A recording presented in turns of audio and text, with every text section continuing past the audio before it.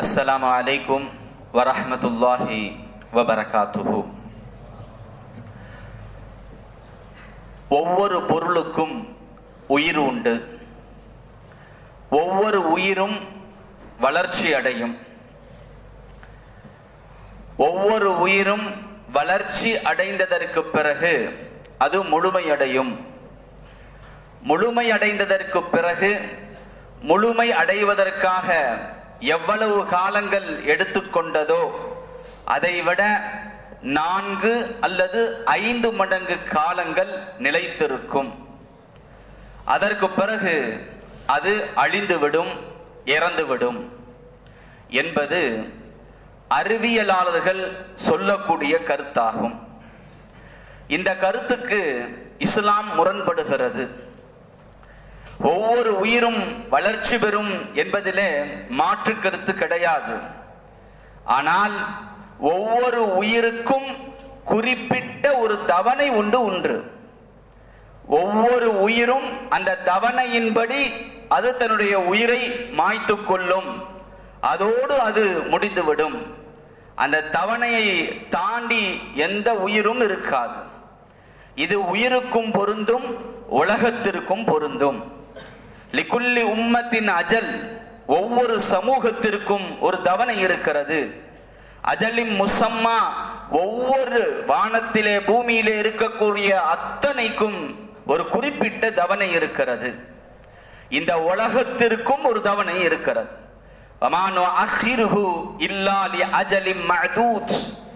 குறிப்பிடப்பட்ட அந்த தவணைக்காகவே தவிர நாம் பிற்படுத்தி வைக்கவில்லை என்று அல்லாஹ் சொல்லுகிறான். ஆக இந்த உலகம் ஒரு நாள் அழிந்து போகும். அந்த அழிந்து போகின்ற அந்த நாளும் குறிப்பிடப்பட்ட அந்த நாளாக இருக்கும். குறிப்பிடப்பட்ட அந்த நாள் எந்த நாள் என்பது உலகத்தில் யாருக்கும் தெரியாது, அல்லாஹு தாலாவை தவிர. இன்னல்லாஹ இந்தஹு இல்முஸ்ஸாஅ, உலகம் அழியக்கூடிய அந்த நாளுடைய அறிவாகிறது அல்லாஹ்விடத்திலே மட்டுமே இருக்கிறது. யஸலூனக அனிஸ்ஸாஅத்தி அய்யான முர்ஸாஹா, நபியே உம்மிடத்திலே அந்த நாள் எப்பொழுது வரும் என்று கேட்கிறார்கள். ஃபீமா அன்த மின் திக்ராஹா, அதை சொல்வதற்கு நீங்கள் யார் என்று நபிகளாரை பார்த்து அல்லாஹ் கேட்கிறான். அது சம்பந்தமான எந்த அறிவும் எந்த ஞானமும் நபியே உம்மிடத்திலே கூட இல்லை என்று அல்லாஹு தாலா திட்டவட்டமாக சொல்லிவிடுகிறான். அந்த நாள் எப்படி வரும்? அந்த நாள் திடீரென்று வந்துவிடும். கியாமத்துடைய எல்லா அடையாளங்களும் முடிந்ததற்கு பிறகு நீட்டி நெடுக வராது, அது உடனடியாக வந்துவிடும். லா ததீக்கும் இல்லா பக்தா, அல்லாஹ் பக்தத்தன் என்கின்ற வார்த்தையை பயன்படுத்துவான். பக்தா என்று சொன்னால் திடீரென்று, உடனடியாக, எந்த தாமதமும் இல்லாமல் அந்த கியாமத்து நாள் வந்துவிடும். அது நீண்டு இருக்குமா என்றால் இல்லை, கண் சிமிட்டும் நேரத்தில் எல்லாம் முடிந்துவிடும். இல்லா கலம்ஹில் பஸ்ரி அவ் ஹுவ அக்ரப், கண் சிமிட்டும் நேரமே தவிர அல்லது அதைவிட குறைவான நேரமே தவிர அந்த கியாமத் என்பது ஏற்படாது என்று அல்லாஹு தஆலா சொல்லுகிறான். கியாமத் எப்படி ஆரம்பமாகும்? ஒரு காரியத்தை ஏதாவது ஒரு அறிவிப்பு செய்து ஆரம்பிப்பதை போல அல்லாஹும் சூர் என்கின்ற எக்காலம் ஊதச் செய்து உலக அழிவை ஆரம்பிப்பான். வன்ஃபிக ஃபிஸ்ஸூர், எக்காலம் ஊதப்படும். ஃபஃபஸிஅ மன் ஃபிஸ் ஸமாவாதி வ மன் ஃபில் அர்த், வானத்திலே பூமியிலே இருக்கின்ற அத்துணை பேர்களும் நடுநடுங்கி போவார்கள். உலகம் அழிய போகிறது என்பதற்கான அறிவிப்பு எக்காலம் அது ஊதப்பட்ட உடனேயே உலகமே நடுநடுங்க ஆரம்பித்து விடும். இந்த பூமி இதா ருஜ்ஜத்தில் அர்து ரஜ்ஜா, பூமி கடுமையாக உழுக்கப்படும். நாம் ஒரு வாகனத்திலே சென்று கொண்டிருக்கிறோம். வாகனம் நம்முடைய கட்டுப்பாட்டை இழந்து நம்மை உலுக்கி எடுக்கின்ற பொழுது நாம் என்ன ஒரு நிலையிலே இருப்போம்? அதே போன்று வானம் கடுமையாக உழுக்கப்படும். இதா ருஜ்ஜத்தில் அர்து ரஜ்ஜா காஃபிலத்துர் ராஃபியா, வானம் தலைகீழாக புரட்டப்படும், பூமி தலைகீழாக புரட்டப்படும். இந்த பூமி உழுக்கப்படும், இந்த பூமி தலைகீழாக புரட்டப்படும். வஹுமிலத்தில் அர்து, பூமி தூக்கப்பட்டு ஃபதுக்கதா தக்கத்தம் வாஹிதா, செதில் செதிலாக துகள் துகளாக பூமியாக்கப்பட்டு விடும். ஒரு கண்ணாடி உருண்டை ஒன்று இருக்கிறது, அது தூக்கப்பட்டு தரையிலே தூக்கி அடிக்கப்பட்டால் எப்படி கண்ணாடி உருண்டை துகள் துகளாக போய்விடுமோ, அதே போன்று பூமி உருண்டை தூக்கப்பட்டு தூக்கி அடிக்கப்படும். ஃபதுக்கதா தக்கத்தம் வாஹிதா, துகள் துகளாக இந்த பூமி போய்விடும். அந்த பூமிக்குள்ளே இருக்கின்ற மனிதர்களுடைய நிலையை சற்று நீங்கள் யோசித்து பாருங்கள். பூமி எப்படி என்றால், பூமியை தாங்கி பிடித்திருக்கக்கூடிய மலைகளுடைய நிலை என்ன? மலைகள் எல்லாம் பஞ்சாய் பறந்துவிடும். வசுயிரத்தில் ஜிபாலு, மலை பெயர்க்கப்படும். வதசீருல் ஜிபாலு சைரா, மலை பறந்து கொண்டிருக்கும். மலை மேகங்களை போன்று, வஹிய தமுர்ரு மர்ர ஸஹாப், மேகங்கள் எப்படி கடந்து கொண்டிருக்கின்றனவோ அவ்வாறு மலைகள் கடந்து கொண்டிருக்கும். மலைகள் சுக்குநூறாகிவிடும். ஃபதுக்கதா தக்கத்தம் வாஹிதா, மலைக்கும் இந்த வார்த்தை அல்லாஹ் பயன்படுத்துகிறான். மலை மணலாக மாறிவிடும். மலை இருக்கின்ற இடமே தெரியாமல், வகானத்தில் ஜிபாலு கதீபம் மஹீலா, காணல் நீராக போய்விடும். இந்த இடத்திலே இப்படி ஒரு மலை இருந்ததா என்று தெரியாத அளவிற்கு மலை பெயர்க்கப்பட்டு துகள் துகளாகி அது இல்லாத இடமே அது இல்லாததை போன்று ஆகிவிடும். மலைக்கு இந்த நிலை என்றால், நாம் ரசித்துக் கொண்டிருக்கின்ற கடல், கடல் ஒரு அரவணைப்பிற்குள் இருந்து கொண்டிருக்கிறது. எப்படி ஒரு பெரும் பெரும் ஏரிகளை எல்லாம் அணை காத்து கொண்டிருக்கிறதோ அதே போன்று அணை உடைக்கப்பட்டு ஏரிகள் ஊருக்குள் வந்தால் என்ன நிலைமை, அதே போன்று கடலுடைய அணைகள் அத்தனையும் நீக்கப்பட்டு விடும். வைதல் பிஹாரு ஃபுஜ்ஜிரத், கடல் பிளக்கப்பட்டு விடும்.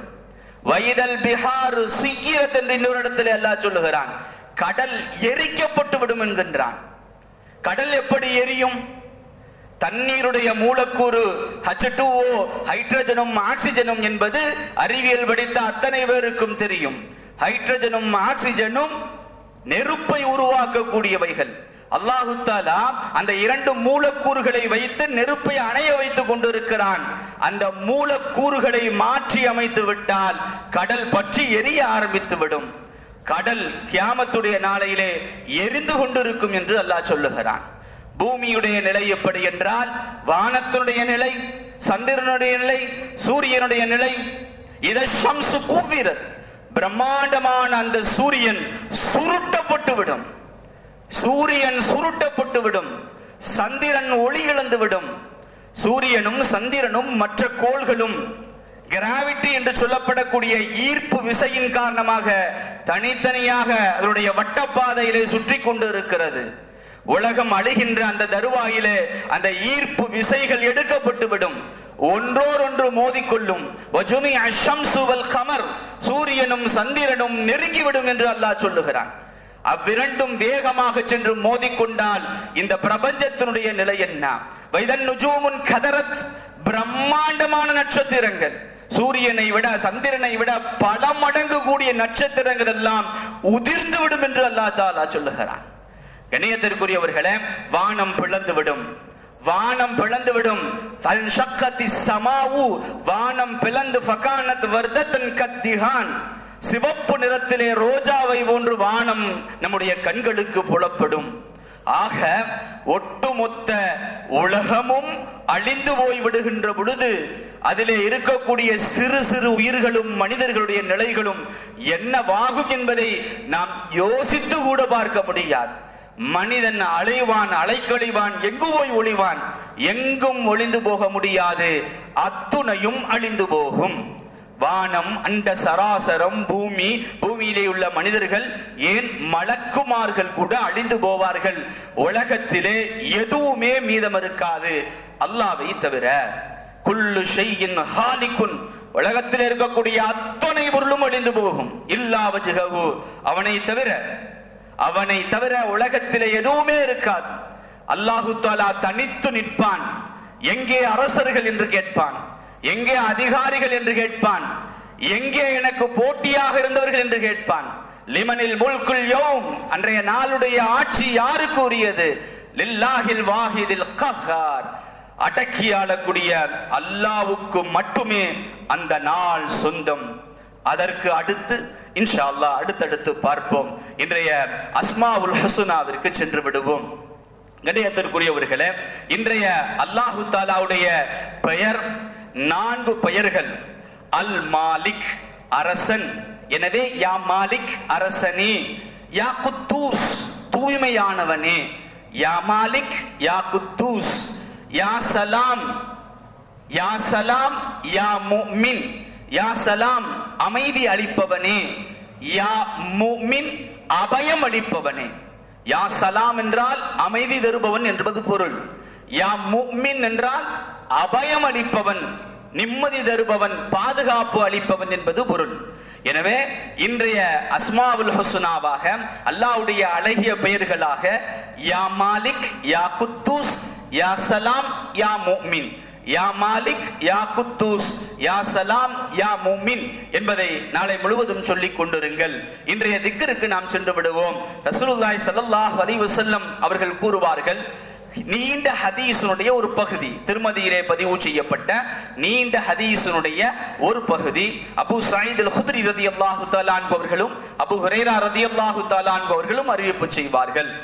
யார் லா இலாஹ இல்லல்லாஹு வஹ்தஹு, லா இலாஹ இல்லல்லாஹு வஹ்தஹு என்று சொல்லுவார்களோ, அல்லாஹு தஆலா உடனடியாக பதில் சொல்லுகிறான், லா இலாஹ இல்லா அன, என்னை தவிர வேறு யாரும் இறைவன் கிடையாது, வ அன வஹ்தி, நான் தனித்தவன் என்று அல்லாஹு தஆலா அந்த வார்த்தைக்கு உடனடியாக பதில் சொல்லி விடுகிறான். எனவே நாளை முழுவதும் லா இலாஹ இல்லல்லாஹு வஹ்தஹு என்று சொல்லிக் கொண்டே இருங்கள். அல்லாஹு தஆலா உங்களுடைய வார்த்தைகளுக்கு பதில் சொல்லிக் கொண்டே இருக்கிறான், உங்களை முன்னோக்கி கொண்டே இருக்கிறான். வாஹிரு தாவானா அனில் ஹம்துலில்லாஹி ரப்பில் ஆலமீன்.